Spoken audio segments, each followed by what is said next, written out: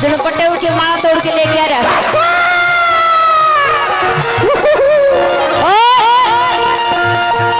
50 रुपया में कुछ नहीं आने का। 50 रुपया में तो मत न देव तो यह भी ना आवे।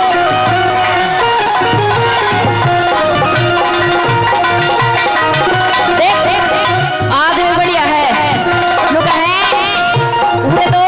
100 रुपये ले ले जल्दी का तेरे माला डालूंगा 2,000 के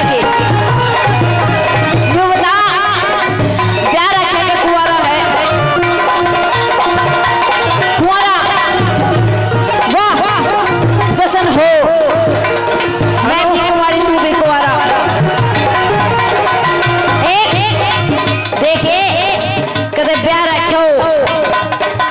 मन थाना बैठा देना नहीं बह रखा कच्चा कुमारा छोरा है 2 बालक हैं तू कच्चा सोनू दे ले आज तो सोनू इतना राजी हो रहा है टाकी का हाथ लगा के देख लो ऊपर तो नीचे दिल लाल हो रहा है जमा क्या बात है सोनू खींच दे काम में माउल के सब रागने गाने पड़े हैं जितने भी कैमरामैन हैं आज जोड़ की रिक्वेस्ट है थोड़ा सा तब भी देखियो काट देर बातन एक दिन है काटा तो एक बात बताऊं तो तेरी बाण खाई मारे चोखा और कितने तो पकड़ कर ना खींचा मेरा बेटी ये लिपट जाए बात सुने रेनू तो इस मानस में गाना मत ना कुछ के यो है ना इतना खतरनाक आदमी है जोड़ा में मशा का भी लगा करे